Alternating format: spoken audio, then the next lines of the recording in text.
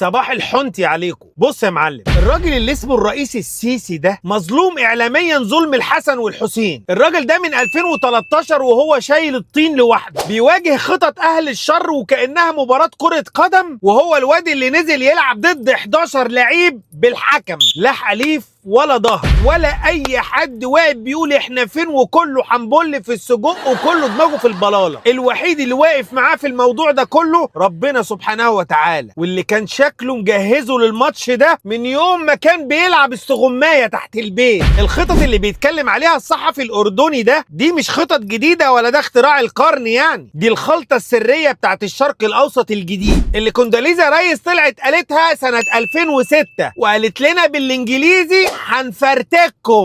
وجي اوباما في جامعه القاهره وقال لك السلام عليكم ورحمه الله وبركاته، تحس ان التقوى والايمان هتخرج من وشه وهو في قلبه من جوه النيه مبيته. العادي بقى لما تيجي تواجه مخطط خبيث بالشكل ده انك تقوم فاتح حرب على الكل ويلا كله حنبل بالسجق وتقلب البلد عندك بقى ساحه معركه، يلا يا برنس واذا كنت فيكوا راجل وريني نفسي يا ولا مصانع بقى ولا طرق ولا مدارس جديده بقى ولا الكلام الفارغ ده، يلا يا باشا تعالى لي ولا مفيش بقى لا صحه ولا تعليم، مفيش اي حاجه. يعني كنا هنلبس في حيطه خرسانيه والسياخ الحديد طالعه منها وانت ورزقك بقى السياخ دي تخش فيه. وطبعا كان القرار ده سهل جدا، وكانت اسهل حاجه بقى ان كل الناس تقعد تسقف لك بقى وانت هنحارب الرئيس بتاعنا هيفرتك الدنيا.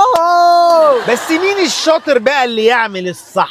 السيسي عمل العكس تمام. وقبل بس ما تقعد تبرطم في سرك تصدق بالله، اقسم بالله انا ما بعرض له، لو غلط هقول غلط، انا بحكي اللي حصل، لا بفتي في السياسه ولا عامل زي بتوع الابراج اللي بيقعدوا يتوقعوا السياسه. صحيح مصر ممكن تعمل كده وساعتها بقى مش عارفه مين هيعمل كده، لا انا بقول الحقيقه. السيسي عمل عكس الهبد اللي فات ده كله تماما، واقف في وش العاصفه، عمال بيبني مشروعات، بيشغل ناس، بيعمل جيش محترم، استثمارات بمليارات، وواقف قدام الشرق الاوسط الكبير قوي قوي وهو بيقول لهم انا جامد يالا، انا جامد يا معلمين، اسد يالا في ايه. بدل ما الناس بقى كانت ساعتها تشتكي ان احنا مش لاقيين لقمه حاف، بقينا دلوقتي بنسمعهم بقى بيشتكوا من سعر الشقه، سعر الموبايل بقى غالي قوي، ايه ده ازاي يعلى كده، مش قادر اجيب عربيه، العربيات الالماني غليت جدا وده لوحده انتصار يا راجل. كنا زماننا عمالين نحوش دلوقتي علشان بس نروح نجيب طماطم وخضار، ومش بعيد كنت عملت جمعيه عشان تاخدها الاول وتروح تجيب بيها صابونه تستحمى بيها. دلوقتي احنا بنحوش للعربيه الزيرو، اكتر ناس بتصرف في الانترنت والباقات وكله شغال عشان يهبط،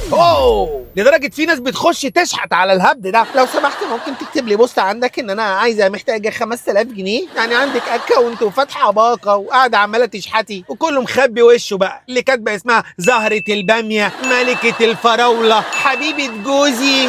بدل ما كان هيبقى عندنا في كل شارع وكل حاره لجنه شعبيه وحاطين بقى الطوب بتاع الرصيفه اللي مخلعينه وعاملين نفسهم لجنه وظباط، واي حد عادي خد يا كابتن طاطك منين يا كابتن، يا عم انا ساكن هنا في الشارع، طب هات سيجاره. بدل القرف اللي كنتوا هتشوفوه، لا بقى عندنا اجهزه امنيه بتعيش عصرها الذهبي وشغاله زي الساعه السويسري. اقسم بالله تخش على صفحه الداخليه بتاعت الوزاره حاجه تفرح، ده لو حد هزر مع قطه ولا كلب هزار سخيف بيتجاب، شغالين 24 ساعه وبيجيبوا السقطه واللقطه. قبل كده لما كانوا بيسالوا على بايدن عن موضوع التهجير ومصر قال لهم بقول لكم ايه، انا ما اقدرش ازعل مصر، دي كنز استراتيجي وانا مش ناقص صداع. السيسي عمل معجزات والله اقسم بالله، من اول ما دخل القياده العامه وهو كل يوم معكنن على قلوب اهل الشر، شايف الاحداث قدامه كانها فيلم قديم واتفرج عليه 370 الف مره. حتى المشير طنطاوي رحمه الله عليه من اول ما شافه قال له انت هتيجي وزير بعدي. طنطاوي كان شايف اللي احنا مش شايفينه، كان عارف ان الراجل ده مش بس عسكري، ده مشروع امه، وباذن الله ان شاء الله ربنا يكملها على خير. اللعبة لسه شغالة وصعبة على الكل، على السيسي وعلى الجيش وعلى الشعب نفسه، وده محتاج مننا ثبات لأن المجد للثابتين. لكن أقسم بالله بتهيالي لو كان موجود حد تاني غير السيسي كنا زماننا بندعي تحت الدش.